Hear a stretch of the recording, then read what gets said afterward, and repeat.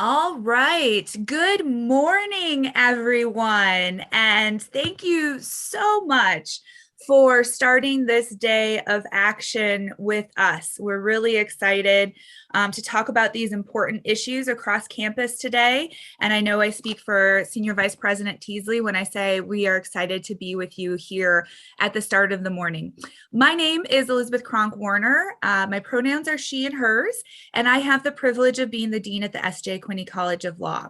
And before I turn it over to my colleague, I like to start with our tribal land acknowledgement here at the University of Utah, which says that we acknowledge that this land, which we are currently on, which is in the Salt Lake Valley, was named for the Ute tribe, is the traditional and ancestral homeland of the Shoshone, Paiute, Goshu, and Ute tribes.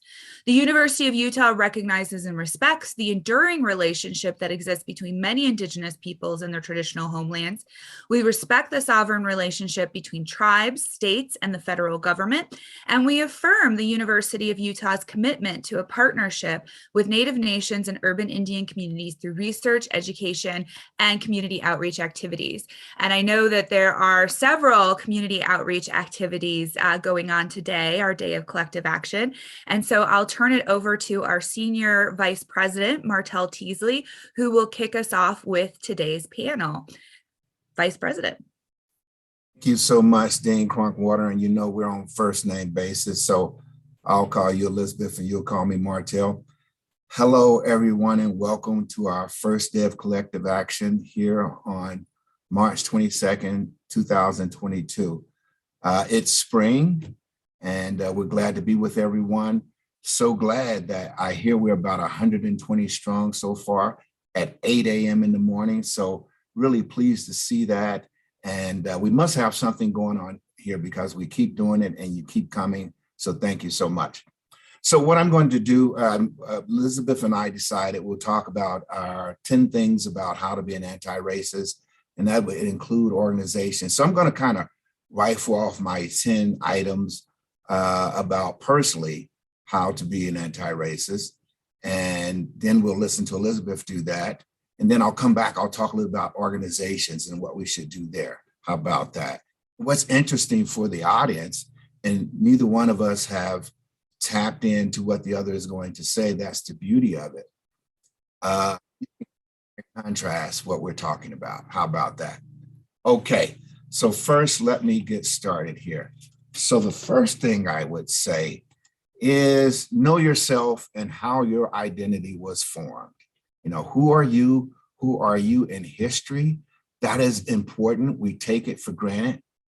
The psychiatrist from Tanzania, Frantz Fanon, had three basic things about our identity. We have multiple types of identity. We have gender identities, we have professional identities, we have family identities, and we have national identities, but we also have a personal identity about our race and ethnicity. And those are actually socially formed.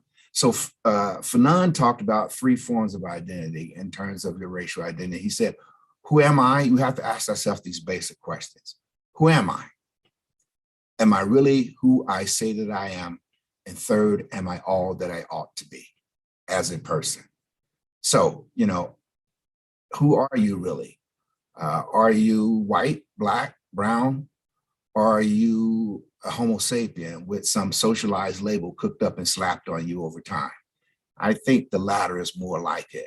If we all look at that family tree coming out of Africa, moving into you. So go back and find out who we are. And that feeds into my second piece of understanding how you were racially socialized. You see, what are the ways in which we are racially socialized? Most people don't think about that. You know, how are you introduced to race in your family?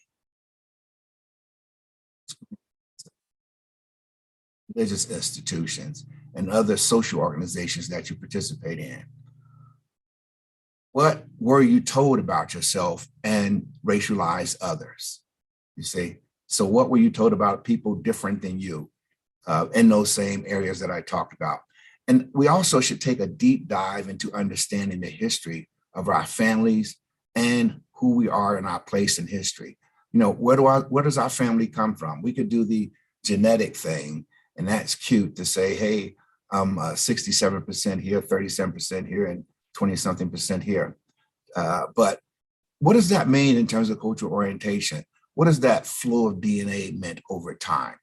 Well, it's important to understand who we are in terms of understanding and healing ourselves from racialized practices. And how does our racial socialization impact how we perceive and interact with other people? What presuppositions do we have about people? Understand how racism is embedded in your own cultural traditions. That's important also. Okay, next. So how do we each engage in racial common sense thinking? So what do I mean by racial common sense thinking? That is the act of overlooking or covering over striking advantages that some groups have that are institutionalized and make some groups think that they're superior than others. And there's the justification that decidedly gives some people, particularly whites, the advantage or the upper hand in a given social context, or that disadvantages so-called people of color. And I don't really like that term, people of color. I just use that for the audience because that's one of the first things we have to solve, because really there are no white people and there are no Black people. As you've probably heard me say before, as James Baldwin says, as long as you're white, I'm Black. In other words, we play that game with each other. Okay, we're all humans. That's the main thing about it. And when you say people of color and you say whites, what it does is it racializes that group. And so then we have that Black-white binary. That's really why I don't like it. We're never going to solve racism as long as we see ourselves as that way, because that sends subliminal messages to us. So who benefits from the status quo in terms of social relationships and denies the lived experience of people of color? All of that's part of racial common sense thinking. How do we do that? Because of our socialization process, we have certain ways of thinking about race. And give you an instance in history. So, and I love history and I study the history of African Americans for sure, as part of, during the Civil War, Blacks really wanted to be part of the Civil War to fight for their freedom, to show the country that we're patriots also, and we're fighting for the Union. And so Lincoln, as you all know through history, finally yielded and let Blacks into the war. And Frederick Douglass met with him and said, wait a minute, our troops are really undersupplied. They're not getting shoes, they're not getting uniform, and they're not even paid. And you put him like on the front line, so they're getting shot first. And Lincoln said, well, that's the price Black people have to pay for being in the war. So that's an instance of racial common sense thinking. You see, and that permeates all of our society. Okay, here we are on number 5. Difference between facts and fears about the racialized others and the history of racism. So we live in, I really hope we're not in a post-truth society, but sometimes it feels that way.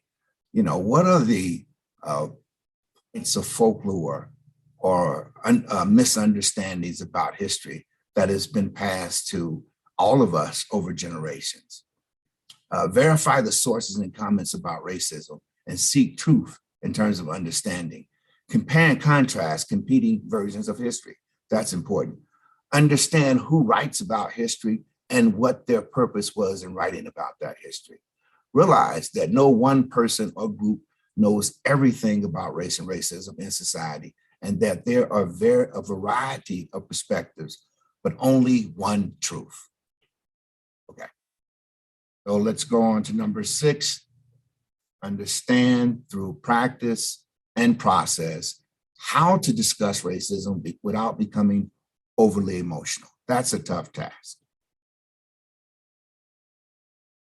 We discuss all types of things, the war going on, or taking place in other places, and we may be saddened by it. But when it comes to racism, it sparks a lot of emotion. And I've had to grapple with that myself, particularly in my early readings of slave history. Really pissed me off, sent me reeling for days in terms of thinking about things. But over time, I healed in that process and understood how to interact with other people.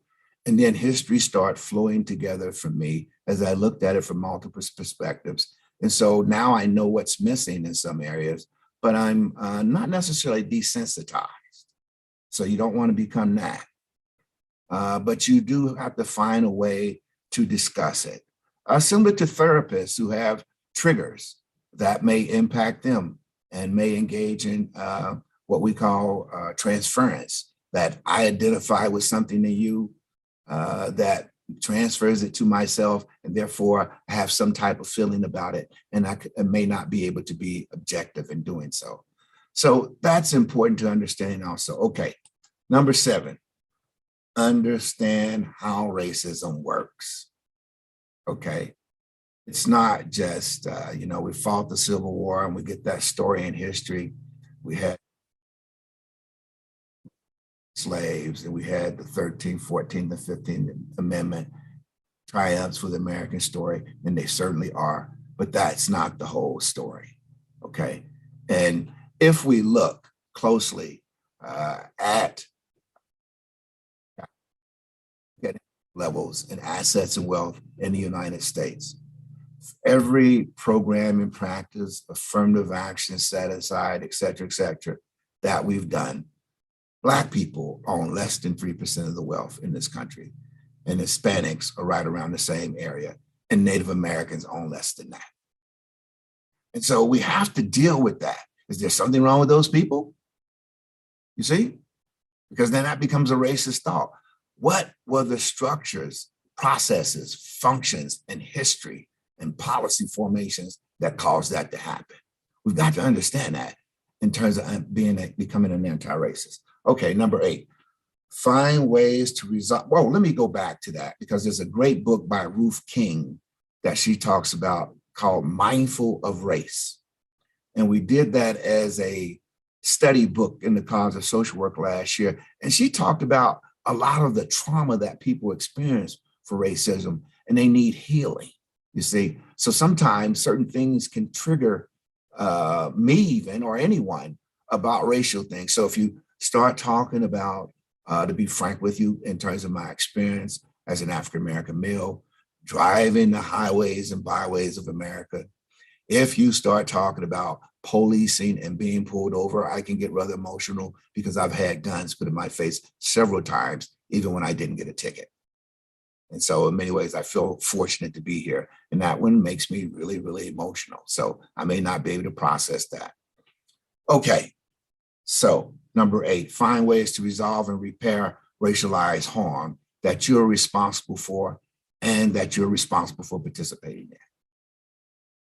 It's all right. It's a measure of a person's character and worth to be able to say, I'm sorry, for the small things and big things. And most of us don't want to apologize about racism because we don't want to be called a racist. Racism permeates all of us. And that doesn't exclude me, because I was born in America. As I said in one of our podcasts before, I'll spend the rest of my life trying to get it out of me. And so say I'm sorry to people. Understand practice and processes on how to discuss racism. Oh, wait, excuse me, I'm on the wrong thing. Understand how you need to deal with racism and think critically, engage in introspection, racialized situations. And sometimes you have to go back and say, I'm sorry about the way I thought about that, my response to that. But you need to do that or instead of letting things fester over time. I think there's a question that we're supposed to answer about bias and microaggressions. The way to deal with them is right up front, because they can really impact you if you take enough of them over time.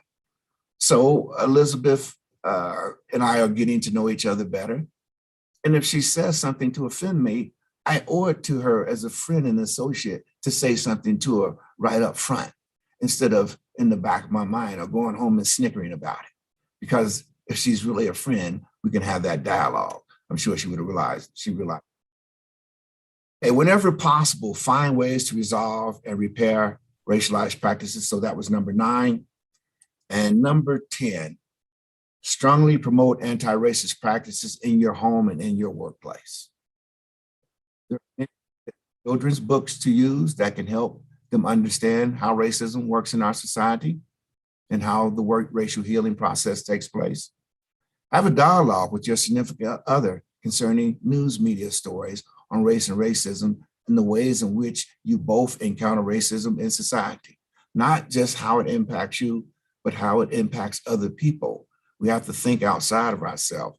One of the challenges of being in the individualized society, we don't think about groups. We always do engage in this meism, that it's about me. Well, sometimes it's about other people too. Find gentle ways to talk to family members and friends who may have racialized ideals and who may even engage in racialized practices or racial common sense thinking. Find gentle ways to talk about it. What does that really mean when you engage in that practice or the thing that you said to that person? Finally, be a good listener in order to gain a full understanding of racial common sense thinking. So we have to listen to each other and not be able to jump down each other's throat all the time. Work with people, okay? This is the part of not being so overly emotional about racism. Okay, I think I've cited off those 10 things there. Oh, wait a minute, here's one more, which is 11, I'll give you as we start, which is understand how structural racism works, okay? And I'll talk a little bit about that more when I talk about organizations. Elizabeth, I'm going to turn it over to you. Great. Thank you so much, Martell. And thank you for sharing that wisdom with us. I really appreciate it. Enjoyed to hear what you said. And we had some overlap in our 10 tips, but some differences. So that's good. And we can kind of chat about that as we move along. So what I did with my top 10 list is we had gotten a couple of questions ahead of time asking us to talk about organizations in addition to individuals. So I actually divided mine 5 for individuals and 5 for organizations. And before I launch into these, I just wanted to acknowledge that I'm a citizen of the Sault Ste. Marie tribe of Chippewa Indians. So I come to this from the perspective of a light-skinned, heterosexual woman. And as Martell was saying before, that certainly has defined and impacted my relationship with this topic and my experience. So I just wanted to acknowledge that. The first, before I jump into kind of 5 tips for individual, I really wanted to emphasize what Martell said about race as a social construct. And what does that mean? It means that race changes over time, and what it means to be white and what it means to be Black and what it means to be brown has changed throughout our nation's history. So a really great example of that is the example of Irish folks. So we just celebrated St. Patrick's Day, and at a certain point in our nation's history, being Irish was considered being non-white. Similar with being Italian was considered non-white.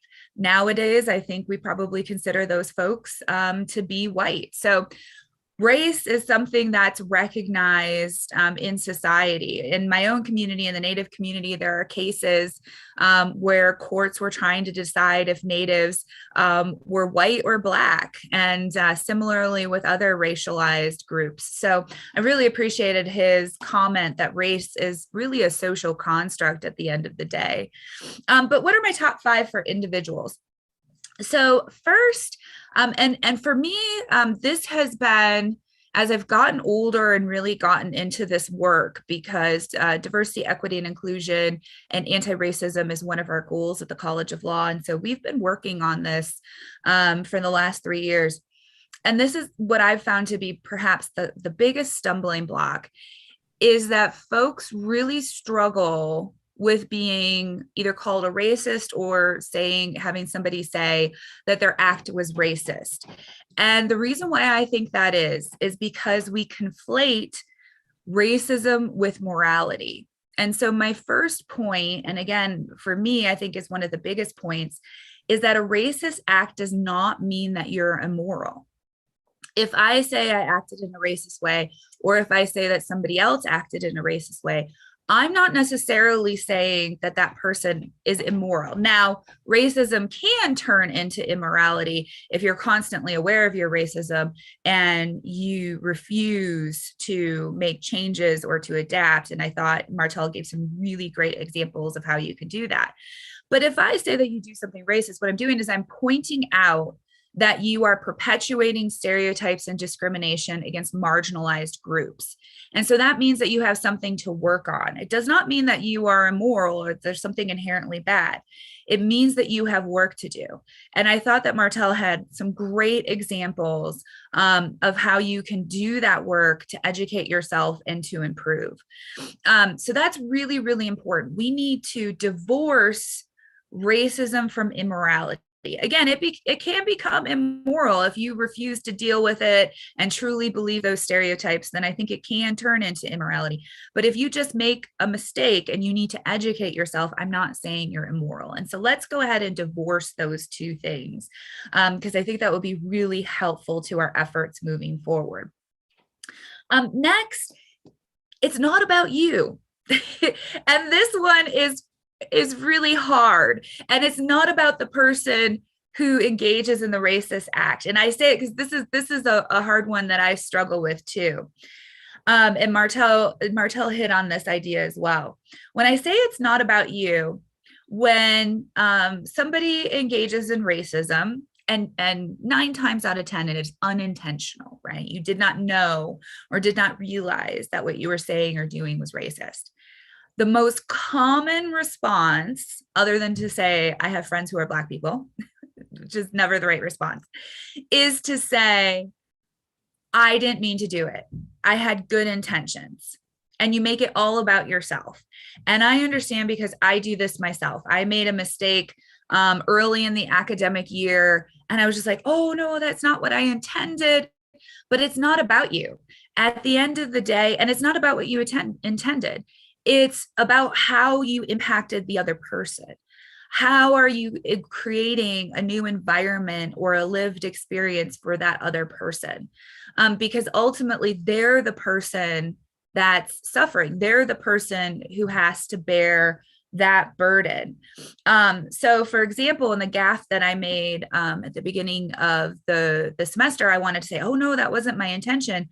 But in saying that wasn't my intention, I'm ignoring the fact that I have made members of my community really uncomfortable, and that they've had that sense of stigma. Speaking for myself, oftentimes when folks say racist things to me as a citizen of a tribe, I feel this like intense anxiety in my chest. It's almost like I get hit a little bit and you kind of get taken aback.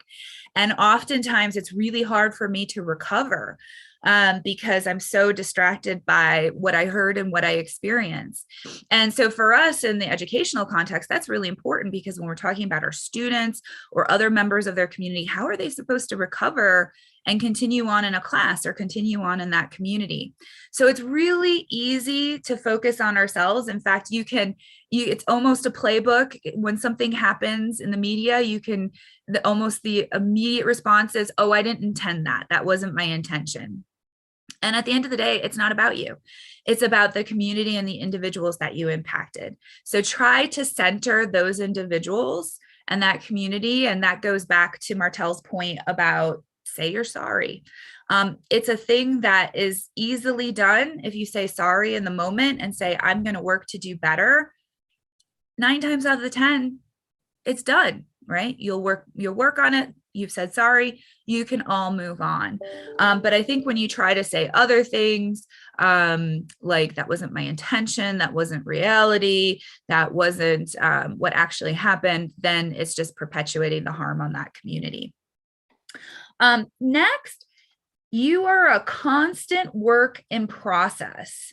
And I think Martell hit that. We have a joke over at the College of Law because one of our top 3 goals is to promote an anti-racist and a diverse, equitable, and inclusive community. And I like to joke that we have picked a goal that we will never accomplish. And I think that sometimes that can be a little bit overwhelming and depressing because you're like, oh, I've worked so hard and there's still more work to be done. But that's also life. We are a work in progress. We're always learning. The only expertise I, for example, have is what it's like to be a light-skinned Native woman who's heterosexual. I certainly have not had the lived experiences of Martell, and he hasn't had the lived experiences of me. And we have to learn about each other. We have to learn about each other's community. We have to learn about other communities. There are numerous other marginalized communities within the United States that we need to learn about. And so embrace that. Embrace that as something to help you throughout your life. They say if you continue to read and educate yourself, you'll stave off things like Alzheimer's and dementia. So look at it as a benefit that you're constantly working on that and working to learn and really embrace that. Next, and related to that, is educate yourself. And educate yourself, don't leave it to marginalized folks to do it for you or to take a lead, because oftentimes we are burdened and overwhelmed because folks always go to us to ask us for reading books, or to ask us to take a lead on a conversation. And just quite frankly, it's exhausting. I know many folk, especially after the George Floyd murder, who were particularly exhausted because they were experiencing that personal trauma that Martell talked about, having watched a member of their community be murdered on a street in the public, but yet they were being constantly asked to help educate other folks. You can do it yourself and you can take a lead. So Martell mentioned we've been doing these race and racism conversations for quite a bit now. We've done them on several books, so I would encourage you to go back and look at those. That's a great resource. In particular, two books that I think are really helpful for folks who do not identify with marginalized communities are White Fragility and Nice Racism, which are both happen to be by Robin DiAngelo. And I think she really deliberately speaks to that community. And then this is where your libraries can be really helpful. One of our questions that we got ahead of time spoke to folks who may be from lower socioeconomic communities and how those folks might be able to participate in this work. Libraries are bastions of social justice. Librarians do amazing work. And I know that here at the University of Utah, we have library guides that talk about diverse resources that we have in our libraries here at the University of Utah, and those are all open to you. And I know that the same is true. I happen to live in Salt Lake City, in the Salt Lake City libraries, that they have the same reading resources. So if you go to your local librarian and say, I really want to educate myself on racism in the United States, I bet you make their day. So those are just tremendous resources. And then I also recommend to you, if you haven't done it already, Harvard has a great implicit bias test, and they have it for all different types of marginalized communities. And you can take each one, and it's really eye-opening to see where your biases lie. So if you just Google the Harvard Implicit Bias Test, that is available through the internet, and I highly recommend it to you. It's a great resource. And then educate yourself about your community. So for example, Martell was talking about structural racism and how it impacts marginalized communities. One thing I think is really interesting to educate yourself on is redlining in your town, wherever that may be. So here in Salt Lake City, we have historical redlining. And when you look at that redlining, and that was areas where marginalized, racialized folks could live, and they weren't able to live in other areas. And so that is really fascinating to see where that is in each community. And the University of Richmond has just a great resource. So if you just Google redlining in America, you'll be able to find that resource. And I think it's really interesting. The website is called Mapping Inequality. So you can either Google redlining or you can Google Mapping Inequality. And I encourage you to go and look for your cities. They have all of kind of the major larger cities, including Salt Lake in their database now. And they have many of the other cities as well. So I encourage you to go and look at those maps and then think about your modern community and how those redlined areas and maps have been impacting racism today in your communities. And then my fifth point for individuals is, and this takes work. This is something that I am working on myself. It's be comfortable with being uncomfortable. These are hard conversations. And when folks point them out to you, you're doing it, as Martell said, from a place of friendship and from a place of wanting to make their communities better. And it's really easy to be uncomfortable and to be defensive when these things come up. But try to remember that if folks are raising it with you, it's usually because they think of you as a friend and they think of you as somebody who could potentially benefit from the feedback, and they want to make society better. So I'll give you an example. I have a good friend who's a Black female law school dean at another law school. And she and I have had those really difficult conversations. So, for example, she's always educating me on kind of Black perspectives. And so, for example, she's like, Elizabeth, I'd really like you to stop using the term people of color and diverse people, because that centers whiteness, right? So if you're seeing people of color, that assumes that the norm is white. Or if you're saying diverse folks, you're saying diverse from white. And she had a really good point. And so I've been working on trying to say marginalized or racialized communities. Similarly, she and I were having a conversation once, and she said something along the lines of, Elizabeth, well, you can just tell she's Native. She just looks it. And I was like, what does a Native person look like? Because I certainly don't fit the stereotype. And so we can say that with each other. And it certainly never feels good to be told that you have something to work on. But ultimately, at the end of the day, I think it's really important. So in terms of organizations, the 5 things that I have, and I'll try to be somewhat brief because I want to be sure that we leave time for questions. And Martell also had some thoughts for organizations as well. The first is to remember that systemic racism is pervasive and it's bigger than you. So the first point is current efforts are not working. So for example, in the law field, we had somebody come and present to us and show us how billions of dollars have been put into diversification efforts. And just using Black men as one metric, we had only seen a 0.3% increase in the number of Black men in the legal profession. So after 10 years and billions of dollars, we'd move the needle 0.3, not even a full point, 0.3. And so that tells me that what we're currently doing isn't working. And so we need to shake it up. And so think about how you can really interrupt that systemic racism. So for example, one of the things that I've really started to advocate, and my alums on the call might have difference of opinion with me, and I'm happy to chat with you, is different ways to do licensure for the law. So for decades now, we have relied on the bar exam. I always say the bar exam is a test of privilege. It's not a test of competency, because you basically have to take 2 months off, spend 500 hours studying for the bar exam. A lot of marginalized folks can't do that because that's exceptionally expensive. And then the bar prep materials themselves are thousands of dollars. So what the result is that we oftentimes have marginalized folks who fail the bar exam, not because they're not competent and won't be excellent lawyers, but because they can't spend 2 months. They don't have that privilege. And so we need to think of ways that we can shake up racism. So in your organization, think about compensating people for doing a good job at anti-racist events.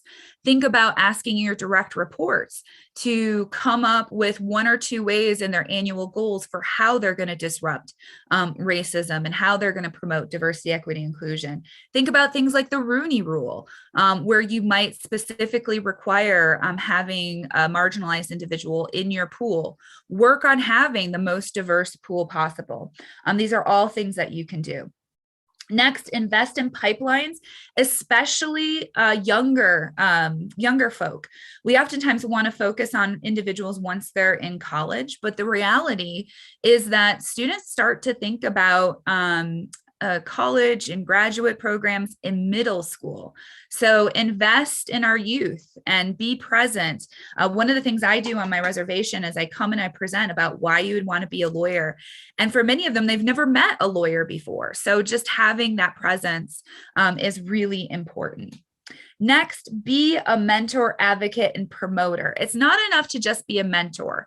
Many folks think, oh, I've given advice to so and so. You need to promote so and so. So it's not so much what you say when that individual is in the room, it's what you say when that individual's out of the room. So is there an opportunity to promote them within your organization? Is there an opportunity to be their advocate? Next, you need to pervade the organization. It should not be your diversity, equity, inclusion, your anti-racism efforts should not be centralized in one office, because inevitably what happens is that one office is headed up by somebody of a marginalized identity, and everybody in the organization says, oh, so-and-so with the marginalized identity will take care of this. And when you push it off to one office or one individual, the result is everybody thinks they don't have to do the work. So make it persuasive or pervasive, excuse me, and think about how you're compensating individuals for doing the work. And also, folks who are in those diversity, equity, inclusion offices and those anti-racism offices need to have power. They're not going to be able to accomplish their goals if they have no sticks and they have no carrots. So you need to make sure that they are empowered and have tools to actually do the work. And finally, when we're talking about organizations, just a note that anti-racism is not the same as diversity, equity, and inclusion. And I point that out because diversity, equity, and inclusion, I think of oftentimes as a broad goal. We want an inclusive environment where everybody feels comfortable, and we want folks from a wide diversity of backgrounds. But the reality is that if you use that as your only metric, oftentimes your anti-racism goals will get lost, or they'll get co-opted. Diversity will start to mean regional diversity, or it'll mean ideological diversity, or it'll focus on gender diversity, which is perhaps not as big of a problem for your organization. And remember what Ibram Kendi said, which is that if you're not anti-racist, you're racist. So if you're not actively working on breaking down the racism in your organization, then you are a racist organization, which is really hard to swallow. So with that, I'll turn it back over to Martell, because I know he said he had some thoughts for organizations as well. Thanks so much, Elizabeth. And I like those things. People pay attention, write them down, keep this link. I think this is important stuff, and I'm going to watch it again myself. So we want to get to the question and answers. Let me give you just a few things really quick. In terms of organizations, they must develop strategies and policies and anti-racist practices, and acknowledge and embrace diversity within human services and within the mission of organizations to engage in effective outcomes. Now, we know commercial organizations do that all the time to make money. So if you remember that Cheerios commercial where we had the black man with the white woman, and people had some backlash against that, actually, these companies continue to do that. You see pairing of people from different ethnic groups all the time, basically understanding that the bottom line is to make money. And so if there's a need for diversification there, then let's do it. But that is not the same as anti-racist practices as so the treatment of anti-racist practices as happenstance within organizations, where it's not given thorough space and appropriate resources, particularly in academia, cheapens it and reduces it to an appendage that one may pay attention to if he or she or they find time to do so.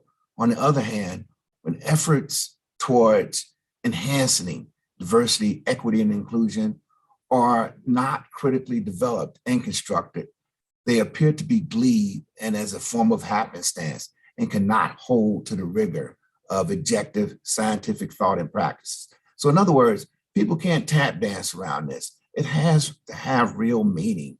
The people who are engaged in diversified practices must know what they are doing. They must study it over time. It costs money to do so. So there's something that I call block check diversity. Organizations just check off things that they have. We have a person for Equity, Diversity, and Inclusion Office. Check. We with different ethnic and racial backgrounds. Check. We days of racial and ethnic groups. Check.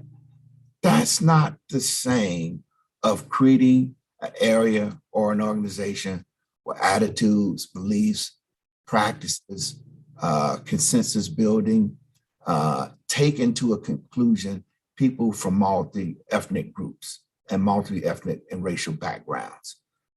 What are our patterns of behaviors and assumptions within organizations? And what is our bottom line in our beliefs and our value systems as part of our mission and how we treat people? And how do we understand the past history of our organization, what it means in terms of in academia, one of the real challenges, particularly for African Americans, is that their initial foray within the academia was to do something about the conditions and the context within Black communities. I would imagine that other communities have had the same understanding. So it has been problematic within academic circles and disciplines when community-based practice has not counted towards tenure and promotion. It's left many people hanging. And it just reminds me of my first faculty meeting at my first academic unit. What the dean said was, we don't do or we don't engage in community-based practice. And I came to that city purposely to help out the 27% of African Americans were there, to try to lend the knowledge that I had engaged in and studied in doctoral programs in the context within that community. So for 6 years, as I was on the tenure process, I had to tap danced around going into the community. A racist organization, you see, because it didn't honor my culture and it didn't honor me as a being. But the people treated me nice. That's the challenge that Robin DiAngelo talks about in the book, Nice Racism. I want to turn it back over to Elizabeth. Yes, they treat you nice, but then don't make any changes. I've definitely seen that in my experience. Okay, so we had a couple of questions come in, and feel free to submit questions. The folks from the Alumni Association are helping get questions to us. One of the questions that we got was, how do you deal with your own racism? So I can start that off and then kick it back to Martell. So for me, I've really been working on getting comfortable with those uncomfortable conversations and publicly acknowledging my own racism. I'm trying to break down the stigma around saying that something you did was racist by acknowledging it. And it can be really hard to do because even though, remember, my number one was disassociating morality from racism, I can say that, but I was still raised in a religious household where those two come together. And so there's still a piece of me that's really uncomfortable with that. So I've been really working on trying to acknowledge that self and speaking to my own mistakes, because my hope is that if I lead by showing how I make mistakes and am working to improve on those mistakes, hopefully others will feel comfortable about doing it as well. I've also been working on educating myself. That's part of the reason why I love this series with Martell, is that we've been reading a lot of books, and I've been learning a lot that way. Also at the College of Law, we've been doing a monthly series that sometimes includes movies and podcasts. And so I have so much to learn. I mean, for example, I didn't know what Juneteenth was until I was in my 30s, which is really, really sad, but just as an example of how we all need to work on educating ourselves. I've surrounded myself with mentors. Martell is one of them, but folks who have different lived experiences who hopefully, because we have a good enough relationship, will feel comfortable calling me to task when I make a mistake. And I can do the same, and we can really learn from each other. And then I think it's important to engage in new situations and new communities. Go out here in Salt Lake. Go to if you live on the east side, go to the west side. Learn about those communities. Spend some time in those communities. See the beauty of those communities. I think one of the best things for me is in my life, I've been privileged to live in both Asia and Africa, and learning about folks in different communities is just so incredibly eye-opening. Martell, how do you deal with your racism? Why, thank you. First, let me say we basically engage in sharing wisdom with each other. So the feeling about mentorship is mutual. Uh, One, basically, is through deep introspection. And, I do, and I don't know if most people do, but I kind of go over most of the conversations that I have during the day. So after this, I'll be thinking about what I said and how I could improve it. And I'm really very critical of myself. And so it's sometimes overly critical, but I'll go over that and what were the mistakes. Sometimes I may have to come back to a person and say, hey, this is not what I really meant to say, as Elizabeth was saying, or I said that the wrong way, and let me correct myself, or even have to apologize, which I really have zero problems doing because, again, that's a character building process.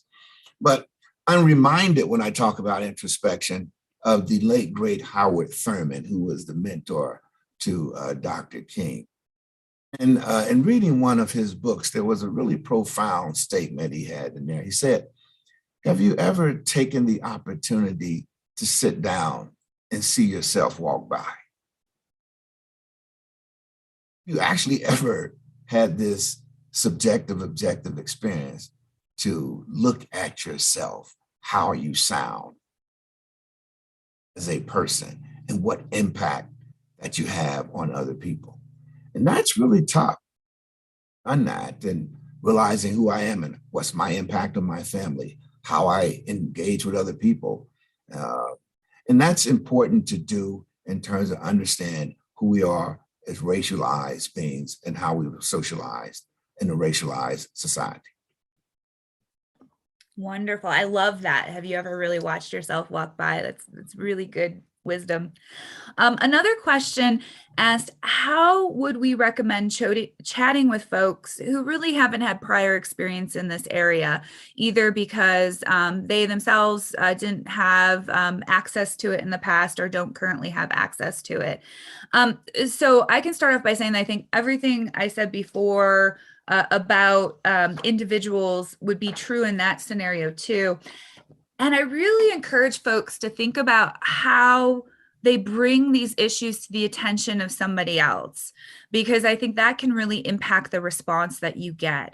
So, if I came at Martell and was like, Martell, that was so racist, which by the way, I would never say, but let's just say hypothetically, there's just a much greater likelihood, Martell probably wouldn't because he thinks so deeply about these issues, but there's probably a lot greater likelihood that somebody's going to get defensive and they're going to shut down and they're not going to say or they're not going to hear what you have to say, versus if you come to somebody, especially somebody who's very early on in this process and in terms of this reflection, and say, Elizabeth, this is what I saw.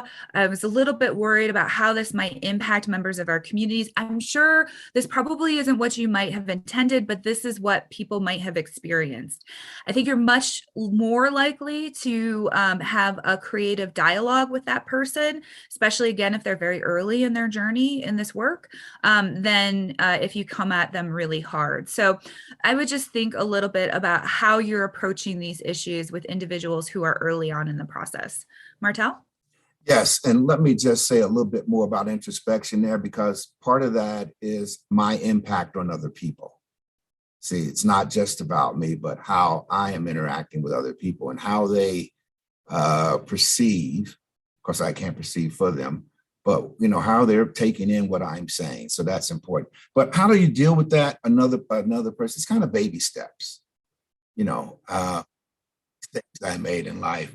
And talking to my children, my middle daughter, Tiara, and to them about racism and inducing to her, was basically, and her reading was advanced, but I gave her an advanced book on racism. And she said, oh, no, Dad, stop that. This is just. And so she hadn't taken baby steps to build up to read that type of book.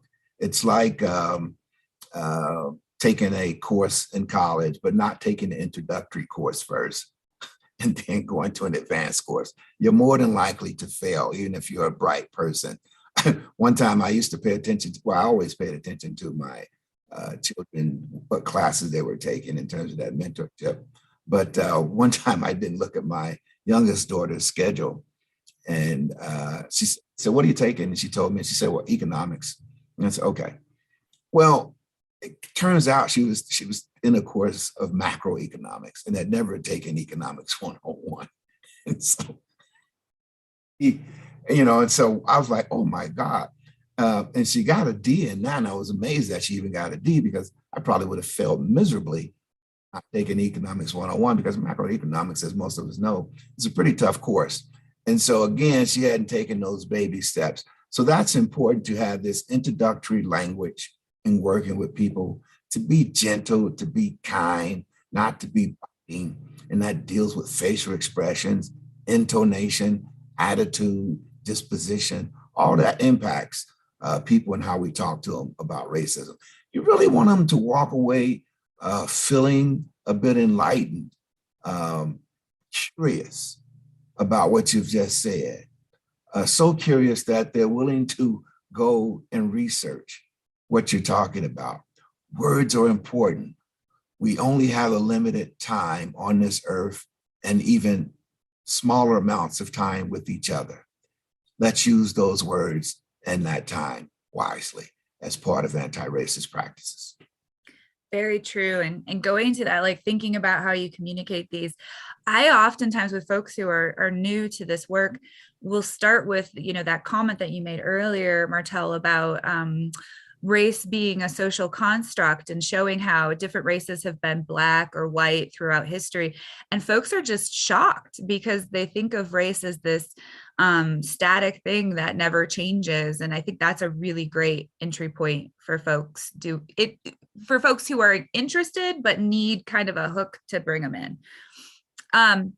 So we got a comment that came in that said, and I think this was in response to kind of empowering units within organizations, that says the officers in our community need to be able to criticize the institution and to be able to make effective changes in the institution. They need to have some autonomy. I completely agree with that. Obviously, whoever is supervising or managing those folks needs to establish some goals ahead of time. But then once you've established the goals, those folks need to be empowered and have the tools to be able to do the work. So often, time after time after time, I've seen organizations that have created, usually like some senior advisor on diversity, equity, inclusion, and left that person to do the work because that person's all of a sudden supposed to be a miracle worker and do it all by themselves, and given them no power. Maybe they might have a fund to put on some programming, but no real power in terms of power over individuals and power over finances and money. And so inevitably those groups fail. Martell, thoughts? Now, what was that? Can you run back to that question again for a second? Sure, absolutely. The comment is the officers in our community need to be able to criticize the institution and to be able to make effective changes in the institution. They need to have some autonomy. Sure, I think people need to take their First Amendment rights very seriously, but that criticism should be constructive criticism. But freedom means having a sense of agency, that is, who we are, and having a self-righteous capacity to engage in practice and in speech that hopefully improves who we are as people.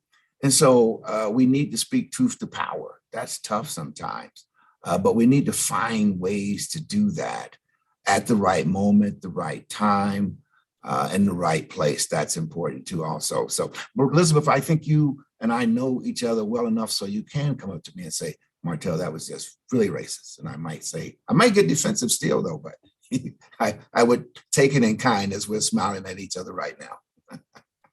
Yeah, I'll say at the University of Utah, I've been very pleased. There have been a couple of instances in the past with folks in the administration higher than me when I have reached out and said, I'm not quite comfortable with this. I don't think it's quite right. I think it's either tokenism or is this really what we meant?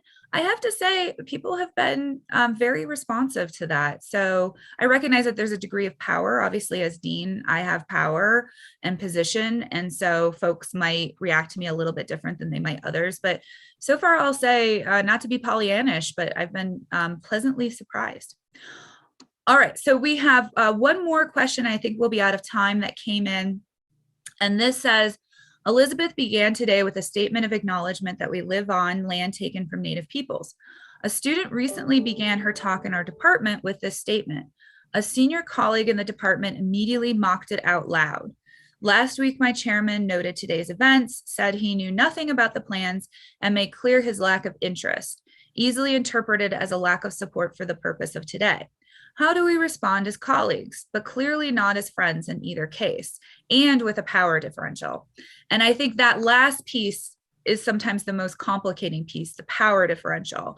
And I know this comes up in the academy. It also comes up all the time outside the academy in private practice, where you have one individual with power who's saying something offensive, and another individual with perhaps lesser power is really upset by what was said. So in a situation where there really is a power disparity, so for example, here at the University of Utah, that might be a dean or a department chair saying something and an untenured or career line faculty member being really upset by it. In private practice, for example, in law, that might be an associate being upset by something that a partner says. In those situations, I always encourage folks to find an advocate, to find somebody who they trust to raise the issue with the individual who's of similar power differential, because I don't think we necessarily want to put people in harm or put them at risk, but at the same time, we want to raise those issues. So I do acknowledge that that power differential is really challenging. Martell? Well, that is tough because of the power differential, as you say. But I think I like the latter part of your answer particularly because this should be a collective response. So you're in a classroom, there are other people. How do your peers feel about that? And then there's some tactics that could be involved. You may want to email the instructor, his or her department chair, and maybe even the dean, saying, here, this is where we're having this day of collective action. This is what's going on. And there are people in our department who seem to not know about this. So see, racism makes us lose our wits sometimes because it does funny things to people and cognition doesn't work so well.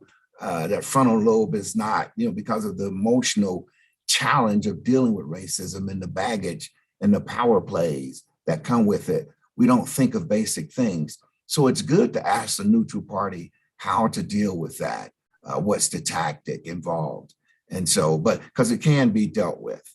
It's not good to just say anything, but not say anything. But again, I do realize the power difference because the person's trying to get a grade in that class and doesn't want bias towards him or her or their selves. Yeah, great. Well, unfortunately, wow, that hour went really fast. So unfortunately, we're at time and really appreciated everybody joining us today. Again, this is at the University, a day of collective action. If you go to the university's website and Google collective action, you'll see that there are many other events going on throughout the day. We encourage you to participate in those. And thank you so much for coming. And Martell, last words. The work of Dr. King, who said, I can't be what you want me to be. And you can't be what I want you to be until I become what you want me to be. That's the essence of reciprocity and the essence of anti-racist practice. Enjoy your day.